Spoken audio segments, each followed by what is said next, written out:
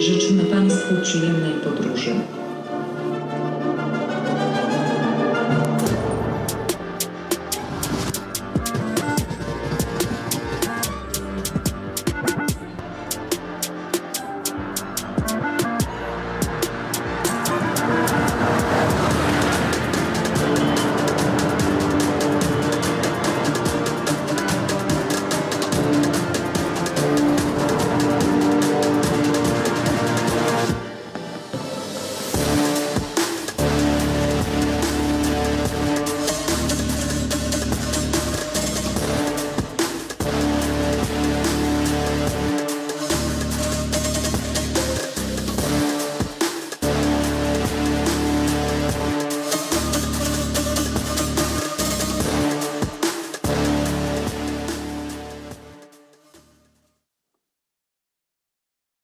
So, very good. Witam Państwa. Cieszę się, że widzę wszystkich. To this very, very meaningful panel. I'm very happy to see this great hall fully packed, more or less, so very well attended. I think that has to do with the very importance of the topic, but I'm sure that has to do with our very, very prominent, high-ranking panel I have the honor to moderate in the next hour. My name is Lars-André Richter. I'm the head of the Central Europe office in Prague of the Friedrich Naumann Foundation for Freedom, who is a long-term partner of the Freedom Games, of the Freedom Games Foundation, or Liberté Foundation. So it's a great honor to be here. It's my second visit, and it's, remember last year, that was before the election, we come back to that in a second. The mood was different, it's much better now. It was not negative last year, but it's much better now, 1 year after the same elections. So, give me 1 minute to introduce the topic. Our topic is rule of state, a very, very meaningful keyword of democracy. And I mean, we have heard that in the past days, and we are hearing that every time when political interested people are gathering these days, weeks and months. So democracy is under threat, under pressure, and the rule of law is under pressure. And it's very, very important to think about how to defend that. I mean, the rule of law, I would like to be very emotional, very pathetic maybe. Rule of law is a very, very, and I think we all agree with that. The rule of law, it's a very, very important, crucial product of the process of civilization. It's very complex, it's very complicated, but it's worth definitively to be defended. And we will have the eye today on 2 cases. So I have 3 speakers from Poland, 1 from Hungary.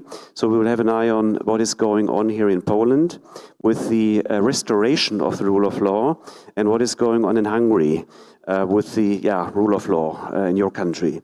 So let me introduce our panelists. I would like to start with our panelist from Poland, from the European Parliament, Kamila Gasiuk-Pihowicz. Great pleasure to have you here. She's a ladies first, she's a very experienced long-term parliamentarian. She's been member the same here in Poland and was elected last year, this year, to the European Parliament in Brussels, and you are a member of the European People's Party fraction. So welcome, it's a pleasure to have you here, and we hope to get from your part the European perspective, so to say. We have Minister Bodnar here. It's a great pleasure to have you here.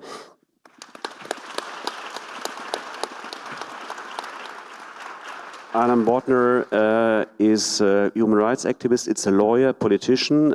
He is at the same time, I just learned that it's possible here in Poland, at the same time Senator and Minister of Justice. Great honor to have you here. So we have Wojciech Sadurski from Australia, Poland, Australia. Legal philosopher, professor in Sydney and in Warsaw, and I learned one of the most harsh critics on the peace government, so it's a great honor. And we have Péter Balázs here with us from Hungary, to my left. great honor. So former Minister of Foreign Affairs, that was, I think, in 2009 and 10, so shortly before Orban came back. And he was commissioner, I think, under Romano Prodi in Brussels as well. So let me start our panel discussion, and let me direct the first question to Minister Bodnar. A kind of 1 year's balance. I mean, the incumbent government was elected in October, was inaugurated before Christmas. So what is your kind of 1 year balance when it comes to restoration of rule of law and namely of the separation of powers? Szanowni Państwo, bardzo dziękuję za zaproszenie. Thank you very much for the invitation. I'm very happy to be at the Freedeom Games. Congratulations to Leszek Jażdżewski and his team. It's great that they continue to provide this very important space for debates. Ladies and gentlemen, we have gathered here, and it's a year that has passed after the election. So the government, the new government has been selected during this election on the 15th of October. On the one hand, we summing up the time of the new government. On the other, we have to think of future challenges. Undoubtedly, restoring the rule of law is and will be priority of the government of the Republic of Poland. Not only because it's important to legal stability, business stability, for functioning of the democratic system, it's also important because we have to observe legislation of the European Parliament, the High Court of Justice, the Court of Human Rights. We have to observe different international agreements. So just to sum up the last few months, all those who wanted to restore the rule of law, I think they haven't changed their mind. Within the government coalition, there are no disputes. Nobody is saying that we should change the path. Everybody believes that we have to continue this process. There is a lot of support to practical changes, legislative amendments on the system of justice and the perception of our presence. After the 10th months, we have noticed that the process of changes in terms of the rule of law is not only institutional in nature. We have to regain the trust of citizens into the state on daily basis when we look at the operations, activities of the courts, prosecutor's office.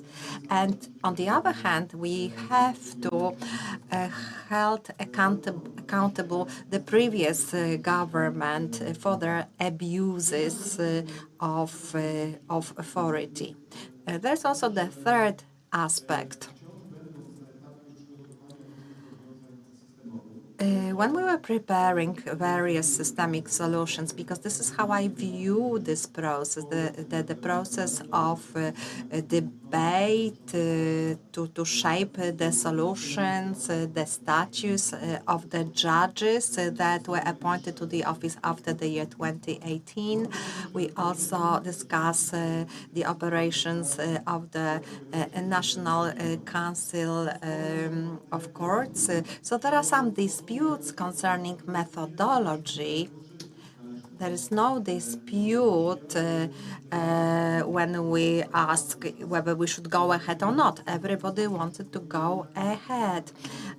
We are also getting prepared for the moment when we will be able to conclude the work on legislative amendments. We have to wait for the change in the presidential office, and hopefully until then we will have ideal solutions. And a breakthrough moment is the latest opinion of the Venetian Committee on the status of these new judges.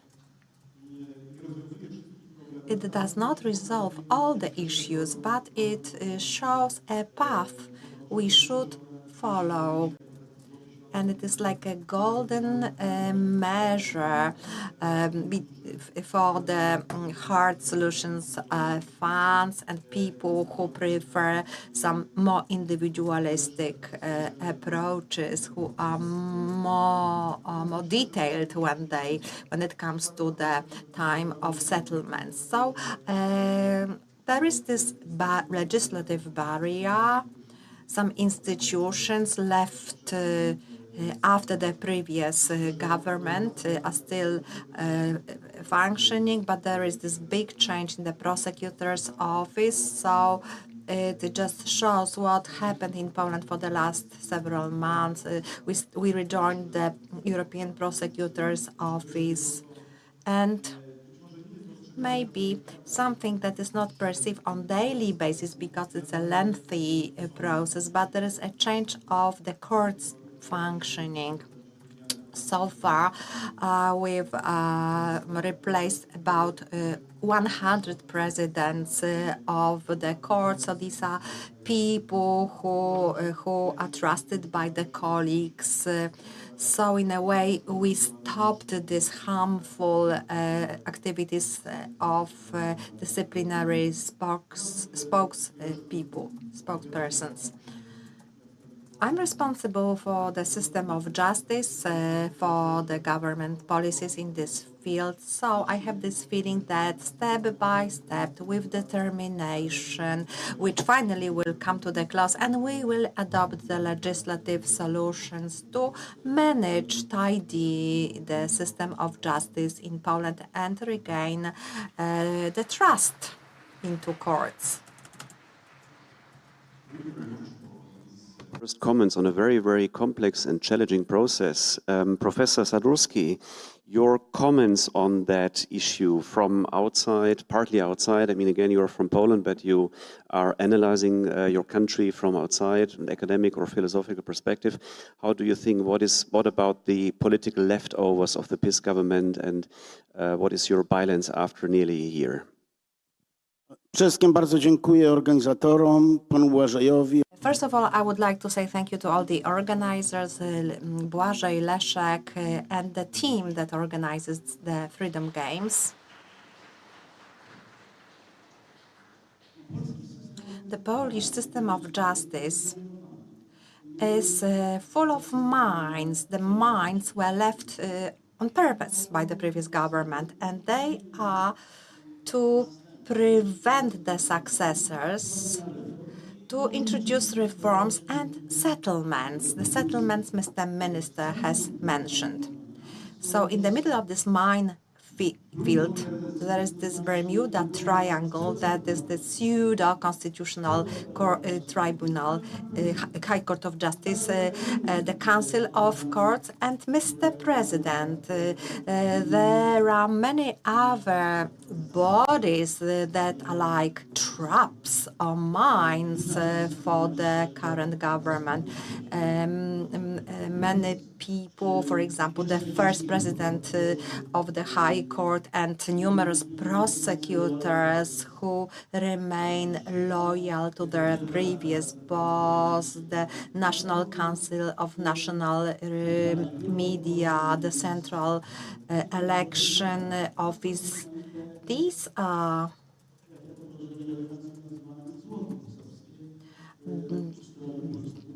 deposits that left after the Law and Justice Party. But if we look at the principle of sequencing identified by the political scientists, this is happening in Poland now. That is, it's about restoring democracy and rule of law after the authoritarian and populist government. So that government eroded the democratic institutions, and it expressed its populism rhetorically. It's the same in the case of Bolsonaro and President Trump. So the overall system was deassembled and transferred into an instrument available to the governing party. Based on the principle of sequencing, we have to have a roadmap because we cannot do everything at the same time. So this roadmap has to be based on specific principles. That is this term of creating the so-called virtuous circles, opposite to vicious circles. So the reform, the change of some institutions will stimulate positive changes in other institutions. And in the center of this structure that operates as an organized crime group, it will be that aims to restore the law and peace and justice structure. So first of all, it's the president, the Constitutional High Court. They will be supporting the process of restoration of the authoritarian regime. So once the civil coalition became the government, already footprints were detected, footprints of these three institutions that cooperate in a synergy. With the president, we cannot do anything with the president until the presidential elections. But when it comes to this National Council of Courts and this Constitutional High Court, we really should take steps immediately. There are no constitutional procedures to exclude or zero these institutions. There are no such procedures, and no democratic constitution can foresee the situation where there is systematic and structural violation of the constitution. Constitution can foresee some individual sanctions or responsibilities such as impeachment. But in Poland, we are dealing with a structural situation, so there are no procedures, but there are the bases. And the principle, which is probably understandable by everyone, although some lawyers cannot grasp it. So the principle states that if, in fact, in the public sphere there is a body that is the constitutional body, but in fact it's not such a body, then this body should be deleted.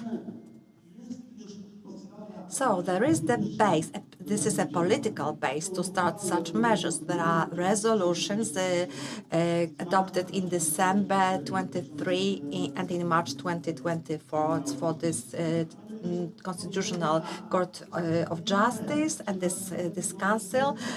So now we have to continue the activities. We have to make sure that these unconstitutional bodies have to be withdrawn, but so far there is no authority that would be able to state this, because this Constitutional High Court cannot do this because it's unconstitutional itself.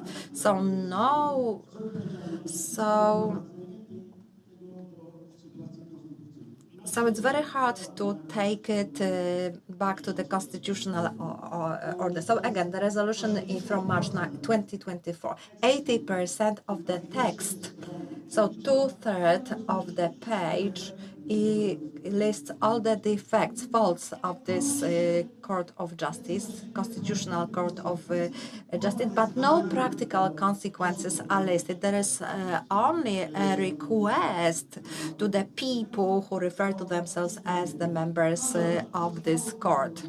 So this request has been formulated. They didn't leave this court.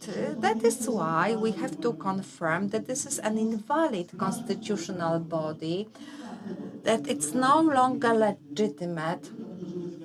And it's not that we disagree with their wishes, but because they are characterized by unconstitutionality. If such a decision is made and then there is a directive for the government to draw conclusions and practical implications, it won't be so complex. It will be like of an order nature. Thank you.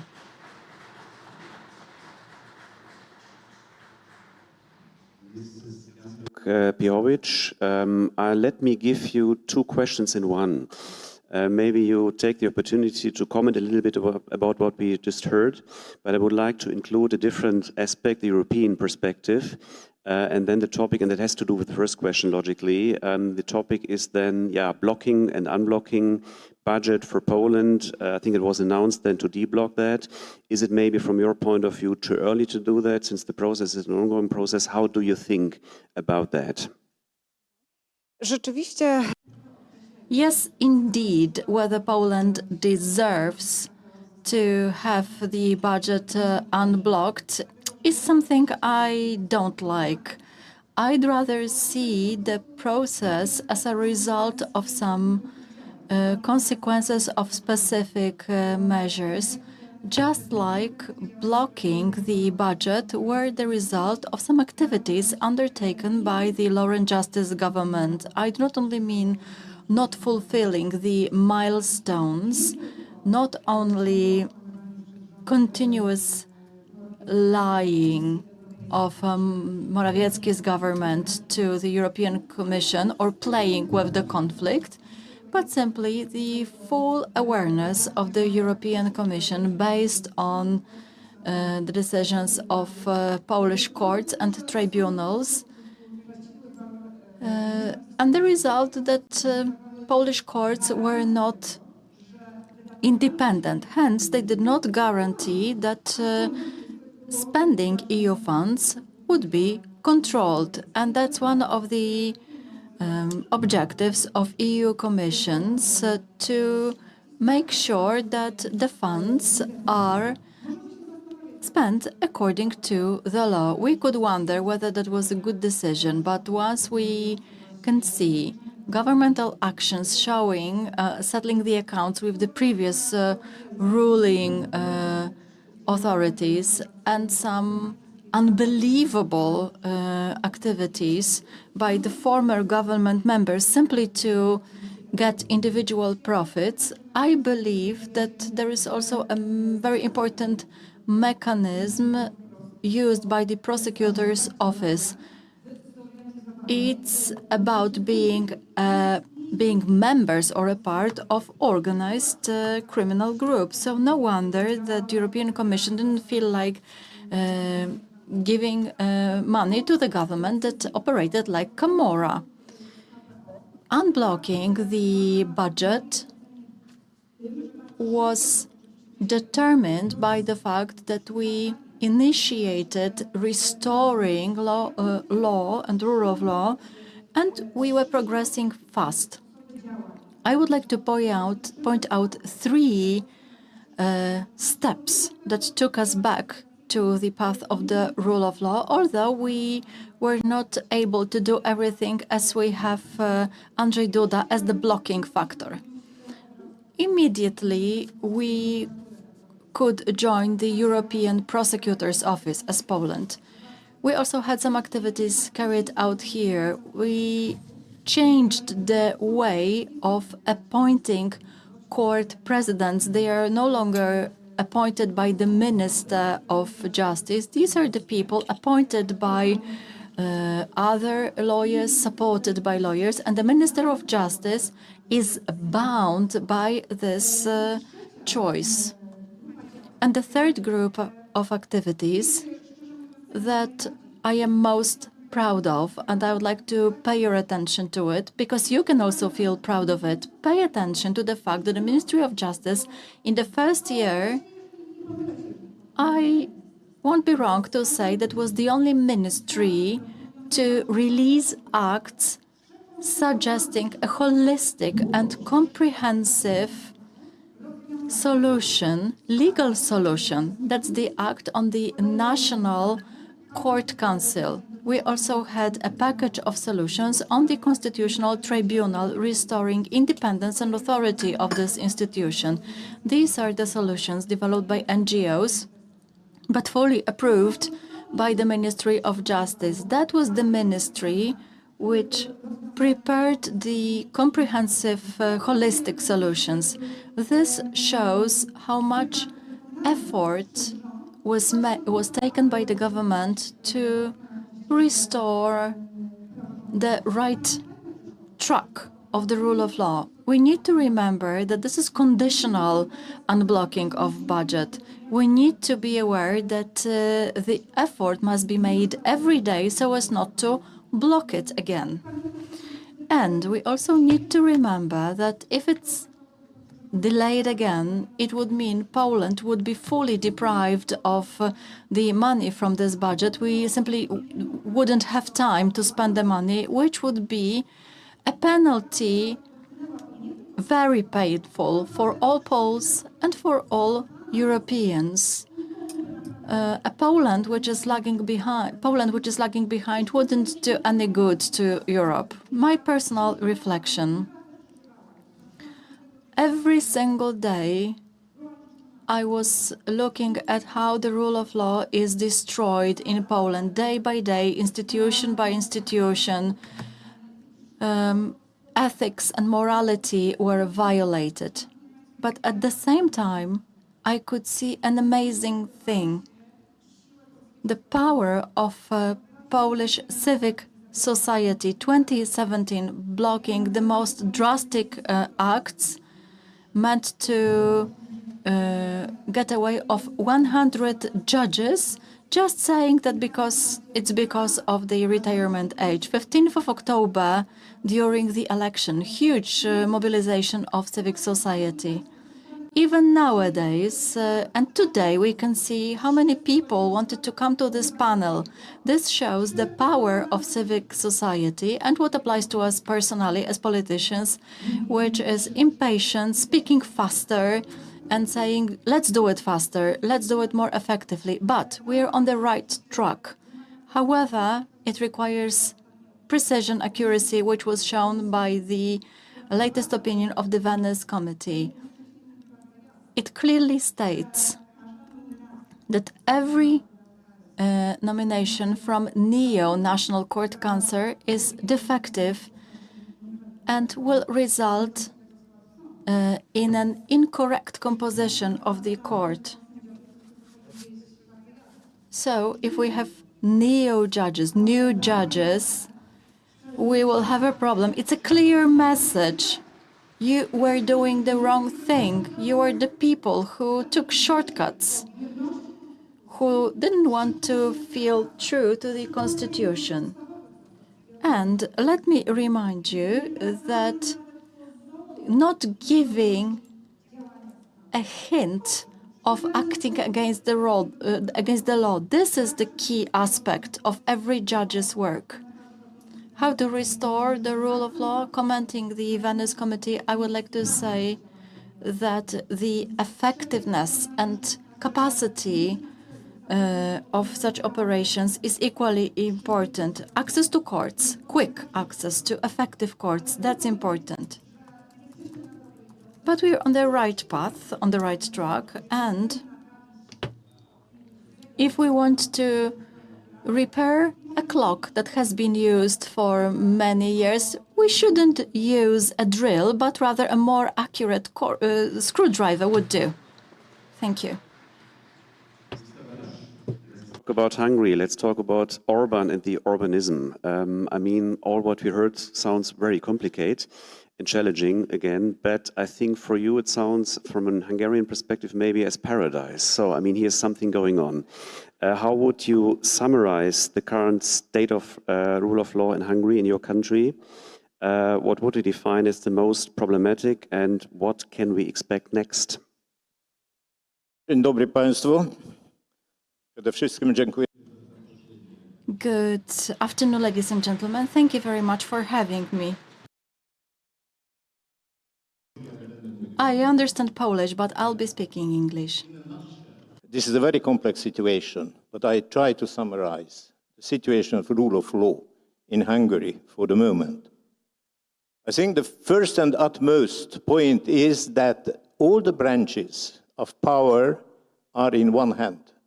Legislation, the executive power, and jurisdiction.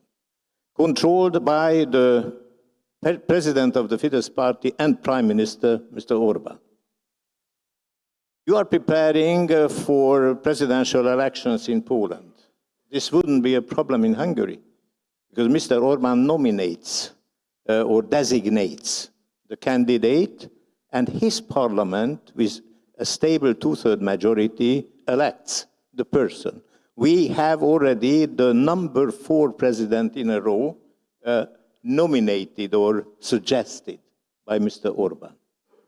The two-thirds in the parliament are based on a majority of votes of slightly more than 40%, thanks to the manipulated election law in Hungary. So with 43, 44%, the ruling party can get two-thirds of the seats.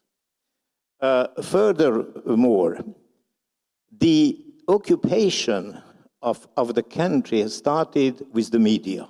This was the very first step after the return of Mr. Orbán to power in 2010. A few months after, he modified the media law. And then it has been followed by occupying the economy, very important market segments, making shameful rich a very narrow circle of people, including the family of the Prime Minister, father, younger brother, older children, and so on. Today, this aggressive movement is attacking the culture. Universities, even museums and other cultural institutions are now on the agenda.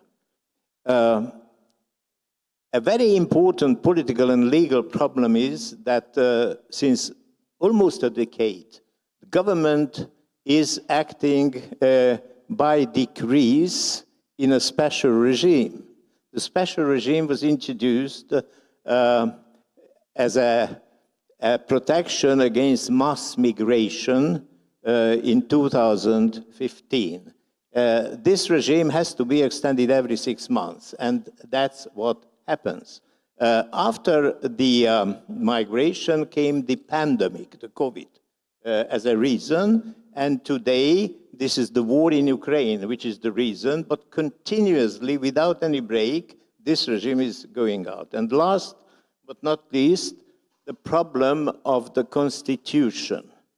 The actual regime has introduced a new constitution in 2011, and they pretended it would be very stable. It is made of stone, it's made of granite, and there will be forever.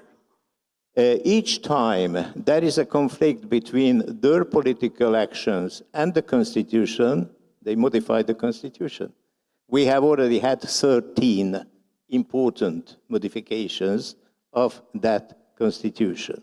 So that's where we are. And about some lessons we have made. I am based at Central European University in Budapest. These are the rests of CEU because most part was banned, and they are in Vienna. One of my colleagues, Bálint Magyar, who is today in this building at another event, asked me to give to Mr. Minister 2 books. One is what we made at CEU, From the Rule of Law to the Law of Rule, Mr. Minister. And to jest książka po polsku, krótka. And we have a short overview of post-communist systems. That's another book.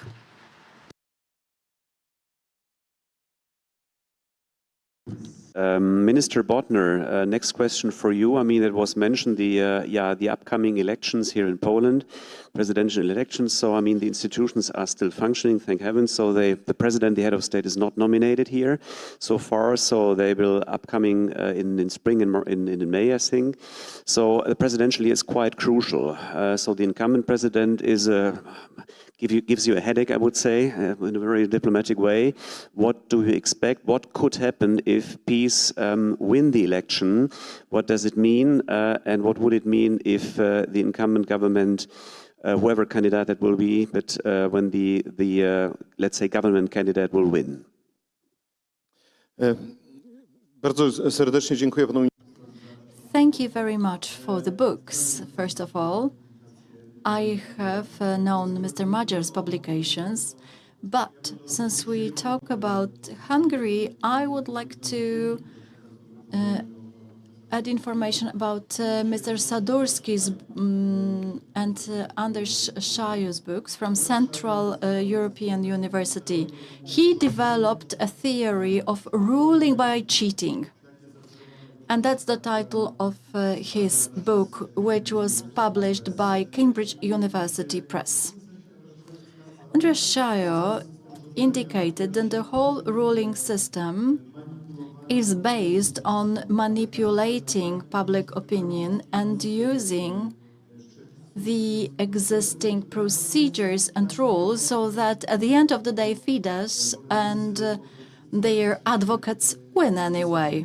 This applies also to business context. I suppose that's a very interesting publication illustrating what was happening in Poland during the second term of office of the rule of law of PiS. And it's important from the point of view of settlements. It's not only about legal and penal responsibility, because that's what the prosecutor's office is responsible for, but it's about untangling all these links which existed between politics and business and media, using the engagement of the state treasury companies. I know that some reproach that these settlements are too slow, but I suppose their rate is adequate for a state which wants to obey the rules of law. It's impossible to do it faster, considering the fact that some people who could be suspects should have their basic rights guaranteed. In my opinion, the settlement process is very important from the point of view of the activity of revealing the financial links. And it's also about the work of committees of inquiry. We need to inform the public opinion on the links of how politics was financed, how all these benefits were used that those related to the ruling party had. I know that committees of inquiries are often blamed for not achieving spectacular successes, but the Visa-gate resulted in many penal proceedings. Now we've got the Committee of Inquiry for what we call envelope voting is investigating the issue. We as the society know much more about what was happening in Poland, and it's a major achievement. I also like the trend of the governmental agencies and state treasury companies of revealing agreements, contracts, registers, benefits, and the contracts concluded in recent years, because we as the society can learn how this system worked. When it comes to the process of change, I openly stated that it requires legislative changes. But referring to what Professor Sadurski said, in autumn, we are going to have another stage of closing the loop, I would like to pay your attention to the debate on the Budget Act. It's no secret that the institutions which were challenged as a result of parliamentary regulations will be supervised in the context of the budget debate. I suppose it's important. The act on the National Court resulted in not announcing any competition for new judges. So what they do is either based on the previous applications in before the election 2023. Ogłasza I'm really afraid about these calls by the highest court of justice. Of course, it's not surprising in the light of what Professor Sadurski said. So the calls are held, and the president of the court is not taking part in the works. And I cannot understand this approach. To answer the question of our moderator, I think that the candidate of the Civic Coalition will win the presidential election and that the process of changes will be continued. I don't even want to make any scenarios what could happen if this candidate does not win. It's my accountability to get engaged in the process to make sure that the candidate of the Civic Coalition wins. Thank you. I mean, you were mentioned. Would you like to comment on that? I prepared a different question, but I mean, I would give you the opportunity then maybe to comment on that. No, ja wysłuchałem zapowiedzi. I have read the speech by Mr. Bodnar, who is talking about autumn. Actually, autumn has just started if we look at the calendar and beautiful colors of the leaves. Well, hopefully we will see the concrete steps. First, this will be the financial steps, organized legal steps, referring to the pseudo-constitutional attitudes. When it comes to the rule of law, the current government, the democratic authority, has to keep fighting for the rule of law in two fronts. There are threats to the rule of law, and to protect it, we have to think to protect against what? On the one hand, it's obvious. It's this Law and Justice Party system that is like secured with concrete.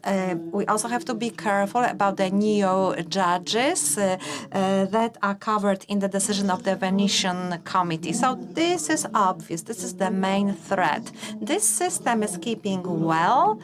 It's entrenched in the way which is very difficult to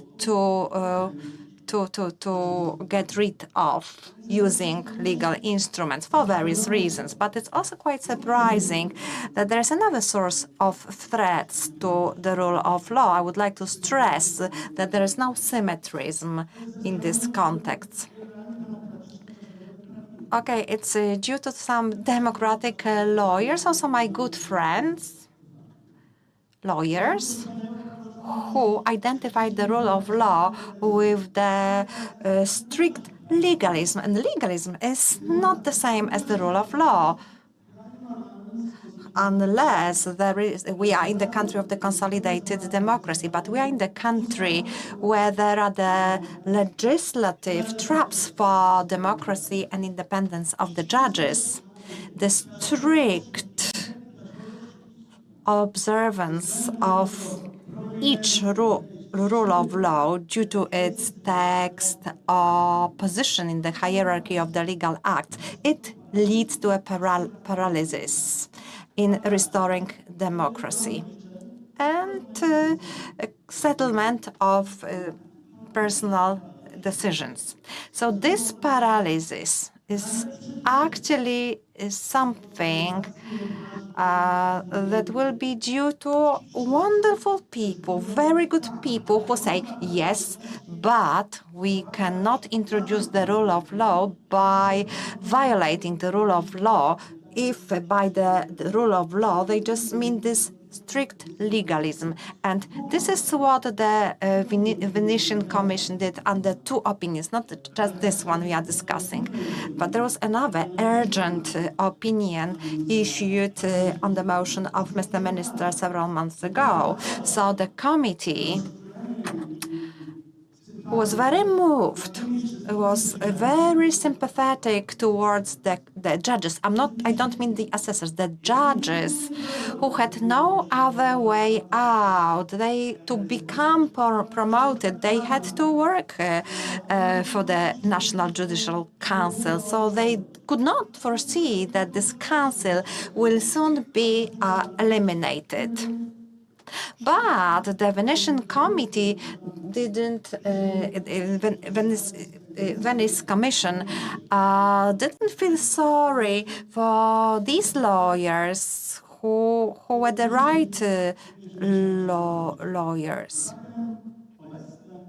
So the latest opinion is in line within this legalism and formalism. 5 judges from very decent countries of stabilized democracies. So they demanded the aspects, the things that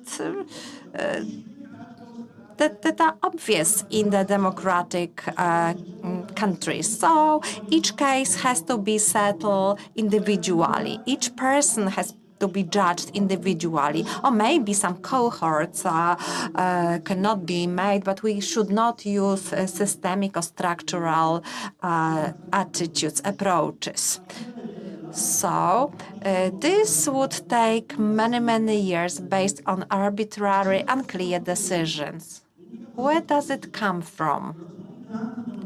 Various anti-democratic traps against democracy were introduced based on the legislation. Now we've got the term. Gustav Strasbourg, after World War II, formulated the term legislative non-law. Then it was Übergesetzgestrekt introduced the systemic legislative law. He wrote it in 1946. But we have constitution, a good liberal democratic constitution, and we have very broad legislation and EU legislation. I would like to stress that I do not want to compare the period of law and justice to the Third Reich. I'm just talking about the specific circumstances of this legislative non-law. I would like to refer to the quote of Adam Michnik, our hero. He was talking to Leszek Jażdżewski, and he said law and justice was the fascism with the human face of Andrzej Duda. And I do agree with you to some extent, with you, Adam Michnik. So I would like to also say that we need to understand the rule of law as being in line observance with the constitutional law, with the European law. And we've heard the name of Andrea Shayo, and apart from the book Mr. Minister mentioned, Ruling by Cheating, that author also wrote an article on the fighting rule of law. And there is a specific analogy with the fighting democracy that was recently addressed by Prime Minister Tusk. She was writing about the fighting rule of law. So fighting democracy is democracy that will not allow to have democracy eliminated. So we are looking at the basic rules and reasons why the rule of law is important. If we do not accept this, especially in the situation when the Constitutional Tribunal is still working, if the government is not dynamic in its actions, it's not brave enough, this attitude to the rule of law, which rejects this legalism and formalism, and which reforms to the main norms, and which is of the opinion that when it comes to the interpretation of the Constitution, to understand the constitutions, you need to interpret the constitutions. And if there is no constitutional tribunal, then the democratic authority is obliged to interpret and implement the Constitution. If this is not done, then we will have something that I used to call the Sisyphean democracy. Democracy that moves from one trap to another because it adopts this formalistic approach. And I do not want to say that the minister uses this approach. I would like to change this metaphor. So let's say there is this wanderer who decided that on the 15th of October, he starts driving along the motorway, wants to move from A to B. A is the authoritarian populism by Peace Party, and B is the normal, constitutional, liberal democracy. And then he discovers that he followed a rural route, which is cobbled, there are no road signs, and it leads through a minefield. So this is not we would like to have in Poland. I'm sure none of us would like to have this situation in Poland. To give one last question to Brussels and Budapest, but I have the impression the Minister would like to, maybe in 1 minute or 2 minutes, to react. Dziękuję bardzo. 1 minuta. 1 minute. The opinion of Venice Commission. On the one hand, we can consider it as the opinion that is critical towards the proposals of the Ministry of Justice. However, I would like to stress that once we restore democracy, we are also building trust in the international arena. So we can disagree, we can criticize that there are some other solutions, but in long-term perspective, building the trust is very important in terms of the relations with the European Union, with the Council of Europe. We will not have other recommendations. In my opinion, this opinion, the Commission's opinion, I could analyze it in different ways. It gives a kind of a roadmap. And the Venice Commission, it's not valued by the Polish debate. We need to verify the judges, and we have to do it very quickly. There are lots of important things, but we have to go ahead. Maybe these judges will be subdivided into cohorts to make sure that this meets our constitution, and then we will regain the trust of Polish citizens and international societies.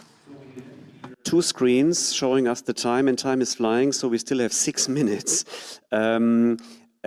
Are you okay if I open the floor? Maybe if I give the floor the opportunity for 2 or 3 questions, if possible, then to our panelists from Budapest and Brussels, to give them the opportunity for a second round, so to say. But maybe we can collect up to 3 questions, and then you have the opportunity to answer, and then we can respect the time. Are there questions? I see many hands. Maybe we can take 3, 1 each side. I don't know. There's someone with a microphone.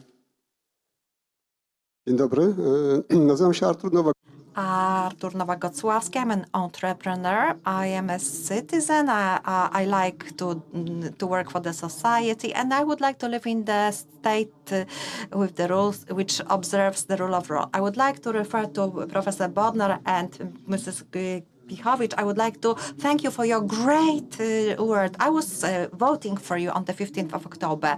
I wanted to ask you, I live actually in Białowieża, the city which is affected by the problem of migration, and this contribution by Donald Tusk about suspending the right for asylum, which is against the Geneva Convention and the Constitution. So I would like to ask you for a short comment in the context of the rule of law. From here, and or the lady here in the second row. Where's the microphone? Could you pass the microphone there?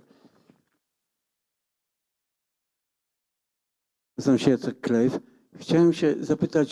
I wanted to ask whether the fact that the Prime Minister went to Brussels and it was very easy for him to deal with all these problems, isn't it a direction, indication that we can follow braver paths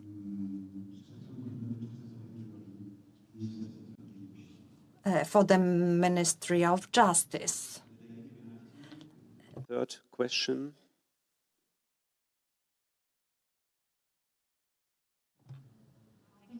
Question goes to Mr. Balázs. So I wanted to ask you about the actions the EU can take currently for the Hungarian case to make sure that the rule of law is restored, or at least what are the best options to do that? Because we know that, of course, it's much harder, but what do you believe is needed right now from the EU?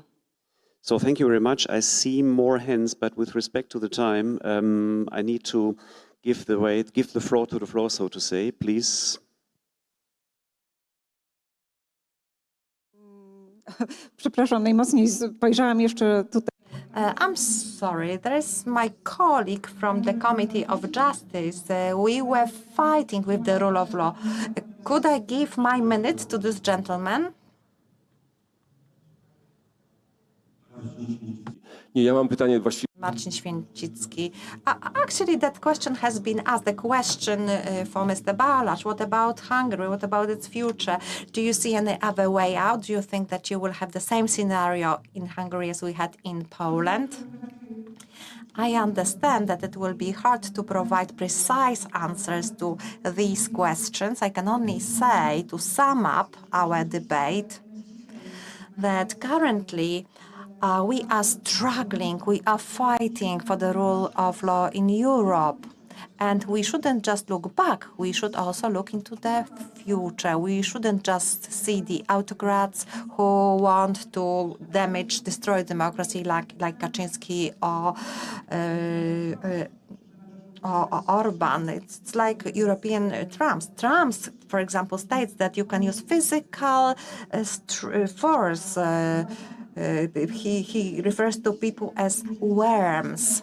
So today, if we would like to fight for the rule of law in Poland, we have to say no to these European Trumps. We have to set the boundaries. Anne Applebaum was writing about it in her latest book. She was writing that the autocratic governments are a very complex network of dependencies, but this network is combined by one thing, kleptocracy. So when we observe the Polish political scene, so the restoring of the rule of law, we can see that these people had one they had one goal. They just wanted to get money, earn money. So we know that the Article 7 didn't work for Hungary. We could see that consensus was required, law and justice was an ally. Maybe now Fic's government in Slovakia is also an ally.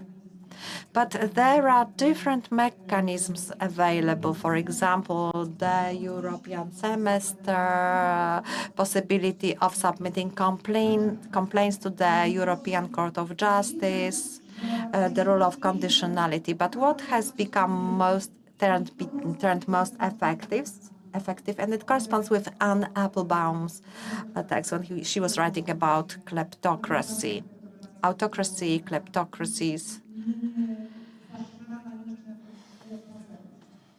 This greed is a characteristic. So the mechanism of stopping funding unnecessary. And we also need cooperation at each level, starting from the European Commission and the governments that are observing the rule of law, NGOs, independent media are other allies. And such solutions are elaborated at the European Union. We are also working on the mechanism of conditionality. So the work is continued. For the question, you do in a very long wake-up process, and many people lost hope in the EU, whether the EU can do at all anything. At the beginning, the EU tried the traditional infringement procedures, which were highly ineffective, because Mr. Orban invented something, what he called the peacock dance. You know, the male peacock is extending his wonderful tail in order to impress the female. And Orban said that, you know, with those stupid people in Brussels, we have to play this dance. And there were four main steps. First, refusing the accusation bluntly. It's not true what you are pretending. Second step, others do it as well, not only Hungary. Third step, you are not competent at all. This is a national issue, mostly. And fourth, okay, we make a few modifications, and he could achieve 90% of his original objective. So it didn't work. Then there was a second phase when Hungary and Poland acted together, the two governments, mostly against the introduction of any conditionality. The two governments tried to resist in December 2020 when these conditionality rules were adopted. Finally, they had to give up. But for a long time, both governments were protected mainly by Germany. I think Poland, for historical reasons, by the government of Angela Merkel, and Hungary, because Orban was for a long time in the European People's Party. So there was this political sympathy. Then came a third phase when Hungary stayed alone and tries to be a veto player in the EU. And now the EU is learning how to get along, how to step over the veto threats. Last December, Chancellor Scholz at the European Council kindly asked Mr. Orban to go out for a coffee. And then they voted in his absence. This was the first attempt, and since then there are various other solutions in order to eliminate this veto strategy. The biggest hope for Hungary is now an emerging new movement. You may have heard that the European People's Party put on its web page a picture of Mr. Orban with the text, "It's time to go." It's rather unprecedented in politics to send such a direct message to the prime minister, to the elected prime minister of a state. But this is expressing the intentions of the European People's Party. Now, an emerging new person called Péter Balázs, it would be a very long story. There was a scandal about pardoning a person sentenced for pedophilia in Hungary, and the president of the republic, Katalin Novák, failed together with the lady minister of justice. And the divorced husband of that minister of justice, Péter Balázs, has launched a movement. And that movement is now at a distance of roughly 2% from Fidesz, which is new. Nobody had that chance before. And this party is accepted in the European People's Party as a member. Magyar is a member of the European Parliament.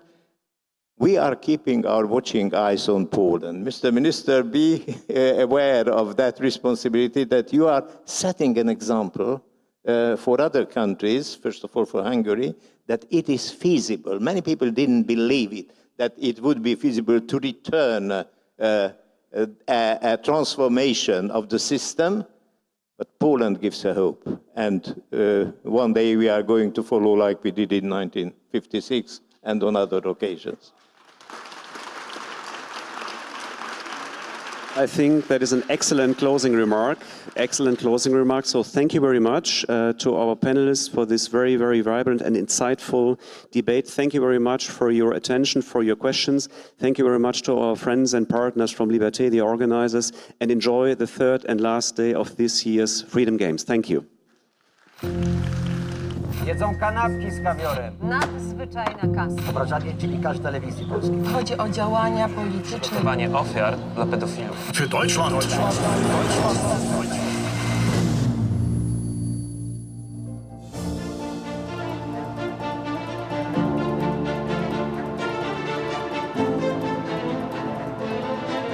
TVP Info. Włącz się na nowo. Radość, nadzieja, życie, wyzwanie, pasja, pamięć, zaufanie, pokój, jedność. Słowa tworzą świat.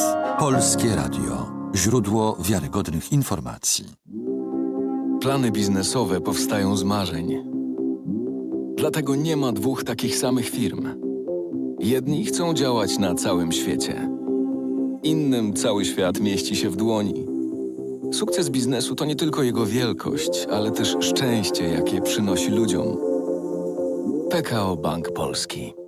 Uwielbiam szycie w sieci. Wczoraj podszyłem się pod wnuczka, wieczorem uszyłem intrygę na apce randkowej, a dziś planuję grubymi nićmi szyte oszustwo z promocją. Tak się szyje. Na oszustów są sposoby. Zapoznaj się z poradami ekspertów na niedajsiepodszyć.pl.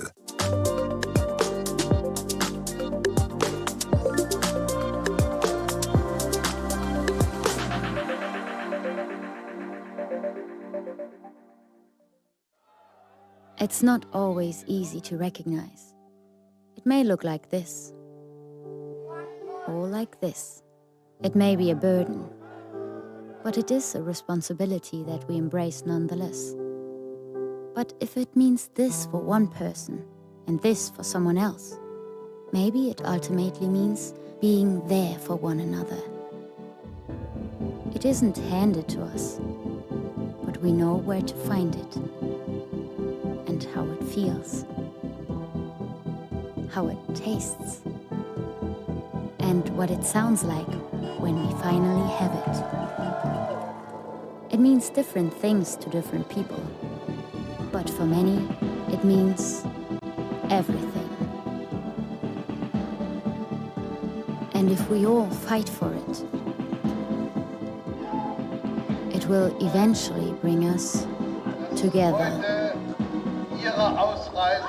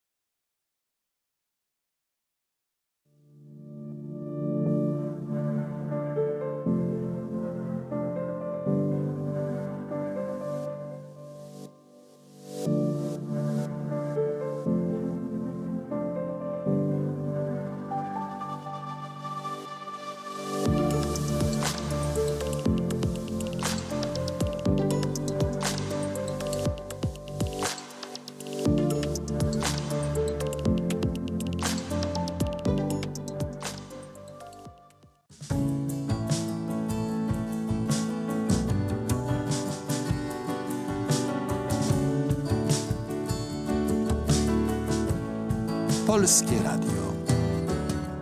Jedynka.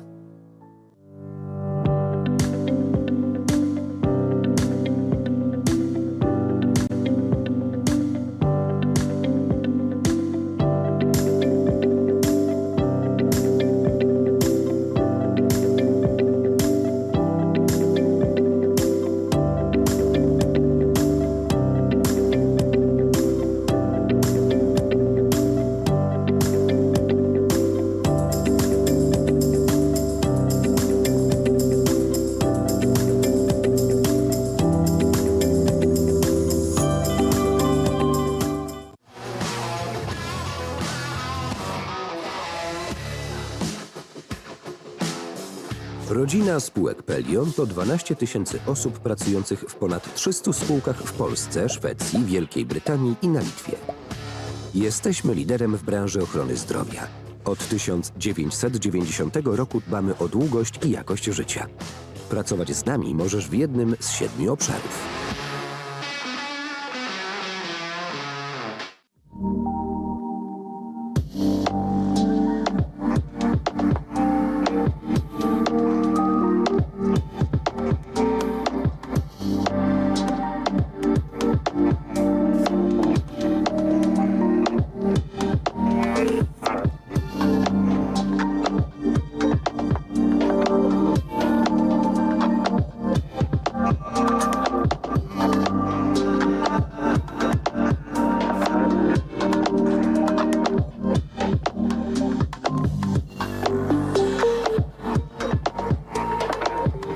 Zapraszamy do Trójki.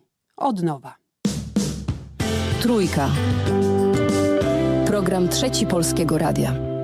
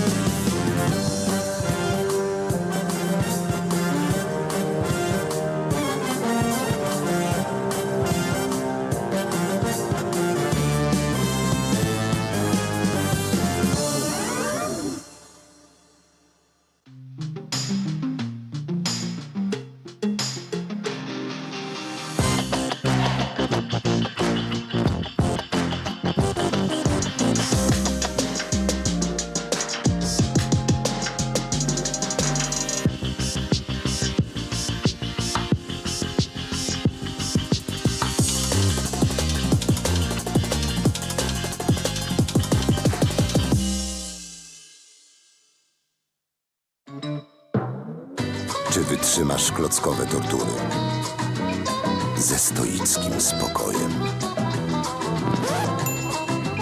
Czy w twardych negocjacjach zachowasz zimną krew? Czy poddasz się dobrowolnej eksmisji ze swojego łóżka? Brawo! Test na obecność serca zaliczony. To znaczy, że ty też możesz być rodzicem zastępczym. Dowiedz się jak na testserca.pl.